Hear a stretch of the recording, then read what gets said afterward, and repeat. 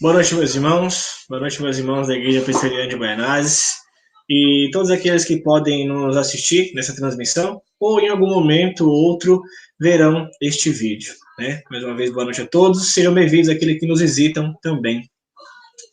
Antes de darmos continuidade a mais um estudo bíblico, novamente, como acontece sempre em nossa igreja, às 20 horas, mas devido às restrições, estamos fazendo de forma online, como já fizemos outras vezes. Dessa forma que também Deus nos abençoe de mostrar e propagar a sua palavra. Amém? Então, antes que a gente possa dar início ao tema de hoje, vamos fazer uma oração.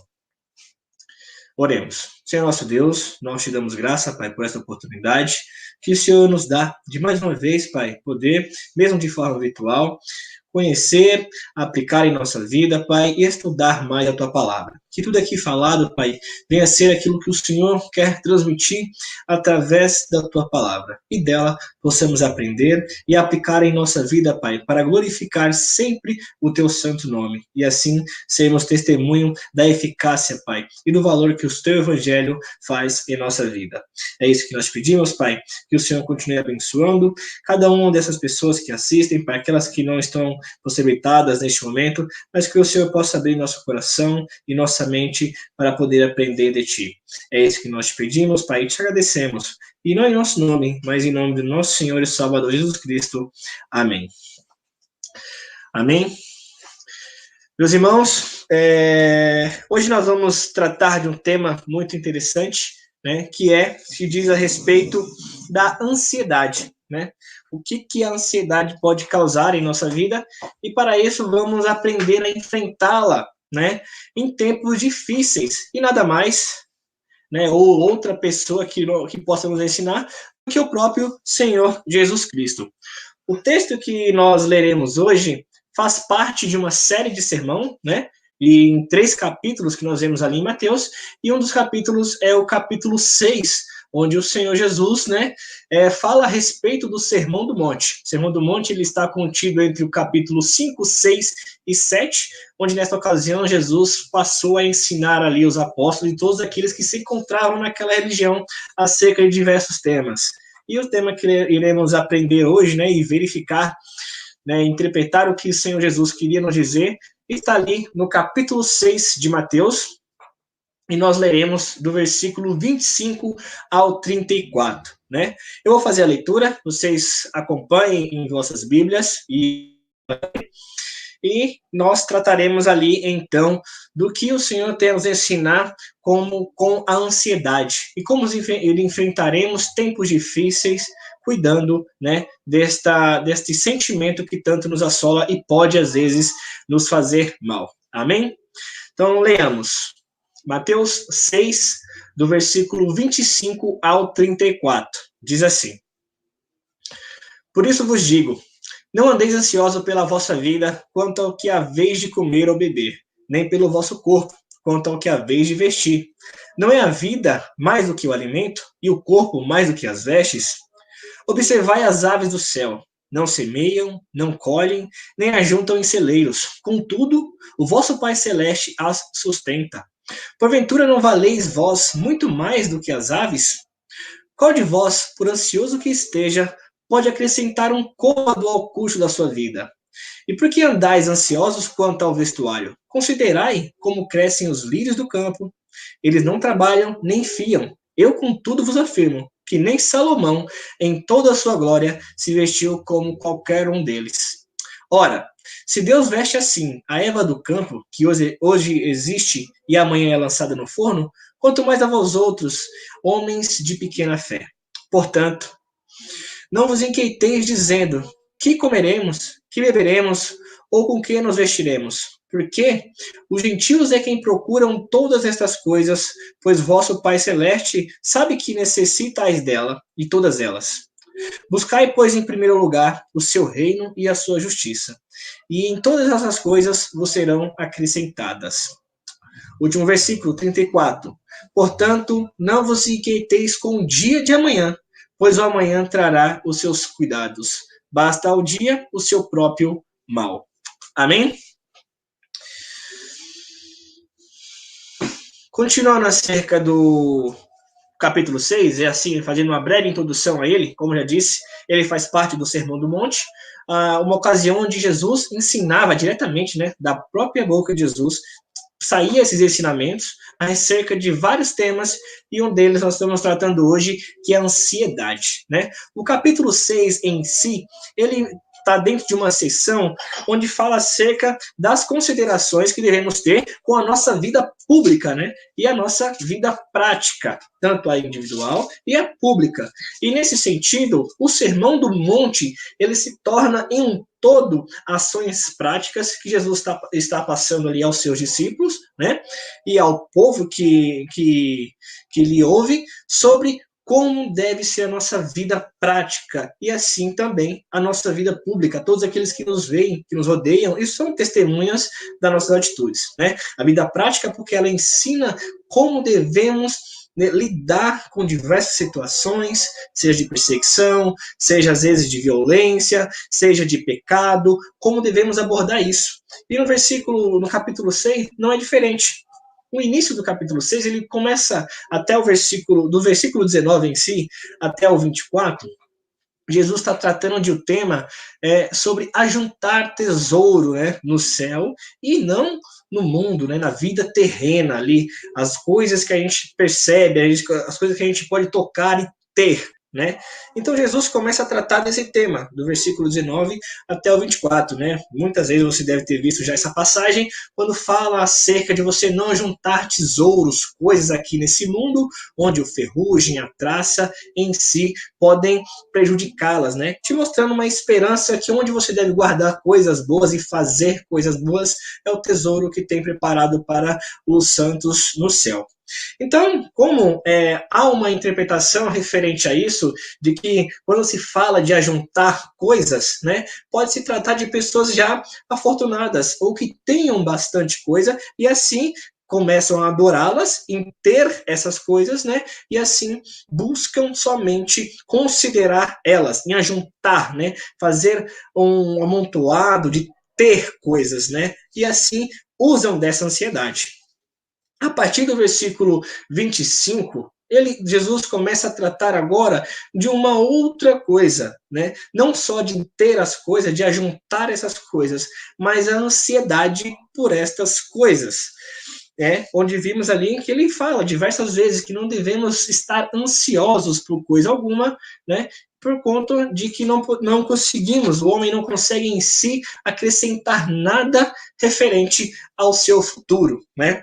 Então, essa sessão que nós estamos estudando parte mais de como o crente vive neste mundo em relação à pessoa do Senhor Jesus Cristo, em relação à pessoa de Deus, né? Em relação ao nosso Pai. Como tem sido a nossa vida nessa terra, né, em relação ao nosso Pai Celeste, como que estamos vivendo esse curso, como que está sendo a nossa atitude para com a nossa vida, lembrando que em todo momento o Senhor nos mostrava, né, nos levava a pensar e viver a vida que teremos na eternidade. Então, sempre uma vida futura em glória a Deus, né, e não se preocupar com as coisas que estão aqui na terra, né.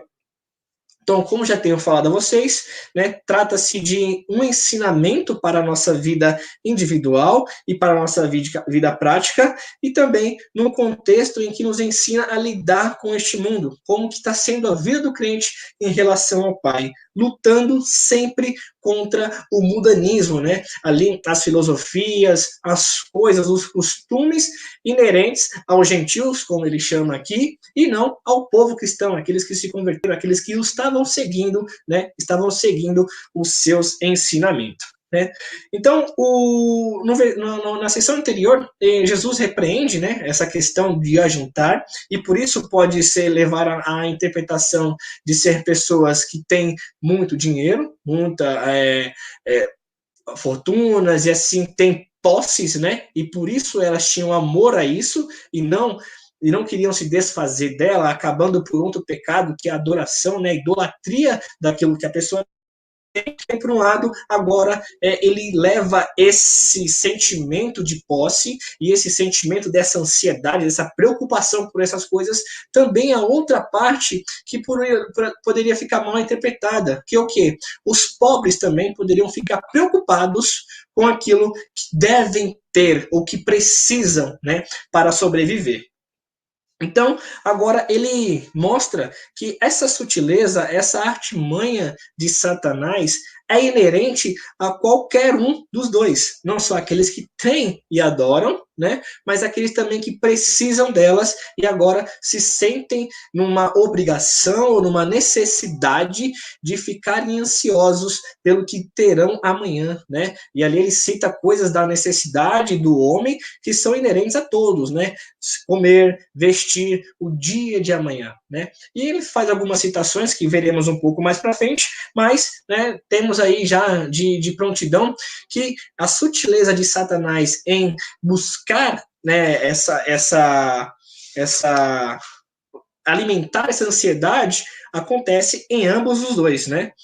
E o Senhor, né, não se ocupava em somente a mostrar o pecado de acumulação, né, sobre a terra e tudo mais, mas a preocupação também sobre a ansiedade que eles teriam no futuro. E nisso nós vemos essa artimanha de Satanás, né? E para Satanás, a questão aqui para que a gente possa entender e não somente ajuntar ou ter coisas, porque isso não estava inerente só aos ricos, que o Senhor também repreendeu, é a forma que Satanás assume aqui, né, com esse sentimento que pode ser mal, e muitas vezes a gente vai entender que essa ansiedade, essa preocupação traz um malefício ao crente, é que não importa a forma, né? Não importa a forma desse pecado, a forma desse sentimento. Para Satanás, o que importa é tirar o foco da esperança e da confiança no Senhor para que ele alcance um objetivo. A forma como que você vai fazer isso, se é tendo, idolatrando e adorando aquilo que você tem, e muito mais a juntar isso para você se sentir poderoso, ou simplesmente se você não tem, mas se preocupa de uma forma exagerada aquilo que você quer e tenta mudar para ter amanhã, né? Então aqui nós vemos que há uma necessidade, há uma forma, e essas formas são diferentes, mas o fim dessa forma é a mesma, é deixar as pessoas preocupadas e ansiosas quanto aquilo. E você poderia pensar que ganhou essa batalha, né, no sentido de falar, eu não tenho muitas coisas, eu não me preocupo em ter muitas coisas, quando Satanás bate a sua porta e faz aquele convite que fez também a Jesus no deserto, te oferecendo muitas coisas para que você ter. E se você rejeita, fala, não preciso de tudo isso, estou bem assim com o que eu tenho, você pensa que venceu essa primeira batalha e Satanás entrou pela porta do fundo, agora te oferecendo preocupações quanto àquilo que você tem que fazer para o dia de amanhã. E você se sente ali nesse momento de ansiedade, se perguntando o que você vai comer, o que você vai fazer, como que vai ser o dia de amanhã, né? Já falou acerca daqueles tesouros que você não teria, mas agora também se mostra preocupado acerca de outras coisas que deve ter e que precisa, né, para estar nesse mundo. Então Jesus aqui ele extrapola tanto a parte material, né? E agora também raciocina junto com todos aqueles ali, né? Passa mais do seu ensinamento para a questão emocional da coisa, né? Ele começa agora a tratar, junto com todos ali, a questão emocional, o sentimento de se preocupar que causa na vida do crente, né? A continuidade, né? O malefício daquele sentimento, o alimento dessa preocupação, o que pode causar na vida do crente, a preocupação dele, a ansiedade em si. E uma coisa que nós vimos aí, né, que vocês podem ter notado, que a gente vai verificar mais, é que o Senhor Jesus, para esse ensinamento, e todas as vezes que ele falava acerca de ajuntar ou de não se preocupar, ele frisa pelo menos 3 vezes nesse pequeno trecho que a gente leu, né, a palavra portanto, com isso, né, não se preocupe, pois assim, né, ele enfatiza os motivos pelos quais nós não deveríamos se preocupar com aquilo, né? E o Senhor adverte, né, o perigo que se distrair do principal objetivo leva às ocupações dessa vida, né? Então ele começa ali, né, com isso, tentando frisar sempre, né, que nenhuma palavra proferida por Jesus tem um sentido de somente estar ali no texto ou somente ser falada por ele sem o objetivo ali de ensinar alguém. Então ele começa a frisar o seu ensinamento, mostrando o malefício que teria se as pessoas agora se distraíssem quanto a essas emoções e esse sentimento, né, pelas coisas terrenas, esquecendo Deus, que é aquele que tudo pode em nossa vida, né? Então ele mostra as consequências de as pessoas terem dualismo de propósito, né? Ao invés de se preocuparem em confiar em Deus e tratar ali a sua ansiedade, né, naquele Deus que tudo pode fazer, agora se vê capaz de poder fazer alguma coisa e assim tentar mudar um pouco a sua situação. E essa preocupação tira o foco de Deus, né? A pessoa não mais deposita a fé no Senhor Jesus Cristo, a pessoa não mais coloca ele a sua confiança, mas em si ela toma para si a responsabilidade de tentar mudar a sua situação. Então, Satanás, dessa maneira, conseguiu atingir e distrair a pessoa para aquele que pode realmente fazer alguma coisa, que pode nos consolar quanto a isso, né? E para que a gente não possa entender de uma maneira errada, né, de uma maneira deturpada da palavra, o Senhor Jesus não está condenando a atividade. Não, Jesus não condena a atividade, né, quando fala acerca de esperar isso, né, e não se preocupar com isso. E muitas pessoas podem compreender dessa maneira porque ele cita, né, algo natural da nossa vida, né,